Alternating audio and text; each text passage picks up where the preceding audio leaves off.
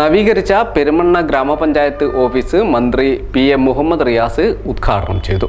ചടങ്ങിൽ അതിദരിദ്രരില്ലാത്ത പഞ്ചായത്തായി പെരുമണ്ണയെ മന്ത്രി പ്രഖ്യാപിച്ചു.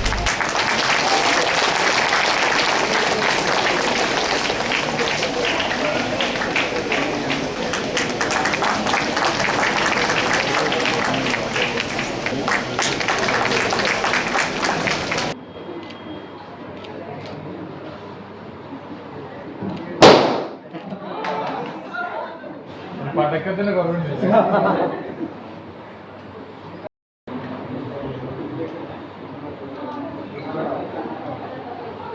നാല് പദ്ധതികളുടെ ഉദ്ഘാടനമാണ് പറഞ്ഞത്. പൂവാട്ടുപറമ്പ് കോട്ടായിത്താഴം റോഡിൻ്റെയും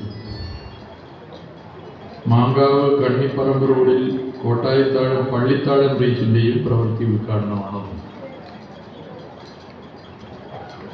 ഇത് പൊതുമരാമത്ത് വകുപ്പുമായി ബന്ധപ്പെട്ടൊരു പ്രവൃത്തിയാണ്. പെരുമണ്ണ ഗ്രാമപഞ്ചായത്തിലെ പ്രധാനപ്പെട്ട 2 റോഡുകളുടെ നവീകരണമാണ് ഈ പദ്ധതിയിൽ ഉൾപ്പെടുന്നത്. ഒരു റോഡ് BMMBC ആയി മാറിക്കഴിഞ്ഞാൽ ഒരു 6 മുതൽ 8 കൊല്ലം വരെ ഒരു കുഴപ്പവും ആ റോഡിന് വരുന്നില്ല എന്നുള്ളതാണ് ഇതുവരെയുള്ള അനുഭവം. സാധാരണ ചിപ്പിംഗ് കാർപ്പറ്റ് റോഡ് നിർമ്മാണത്തെക്കാൾ ചെലവ് കൂടുതലാണ് BMMBC. 1 കിലോമീറ്ററിൽ തന്നെ ചിപ്പിംഗ് കാർപ്പറ്റ് റോഡ് നിർമ്മാണത്തെക്കാൾ 50 ലക്ഷത്തിലധികം രൂപയാണ് BMMBC റോഡിന് ചെലവാകുന്നത്. പക്ഷെ ദീർഘകാലം നീണ്ടു നിൽക്കും. അപ്പൊ ഇവിടെ ഈ 2 റോഡിനും ഏറെക്കുറെ വലിയൊരു തുക, വലിയൊരു കോടിക്കണക്കിന് രൂപയാണ്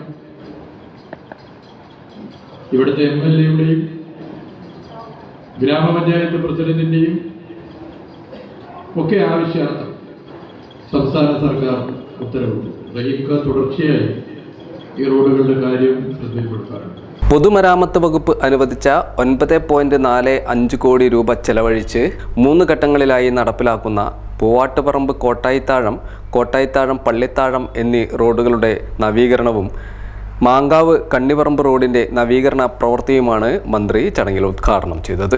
ഇതിനു പുറമെ പെരുമണ്ണ ഗ്രാമപഞ്ചായത്തിൻ്റെ തനത് ഫണ്ടിൽ നിന്നും അനുവദിച്ച 35 ലക്ഷം രൂപ വിനിയോഗിച്ച് നവീകരിച്ച ഗ്രാമപഞ്ചായത്ത് ഓഫീസിൻ്റെ ഉദ്ഘാടനവും മന്ത്രി നിർവഹിച്ചു.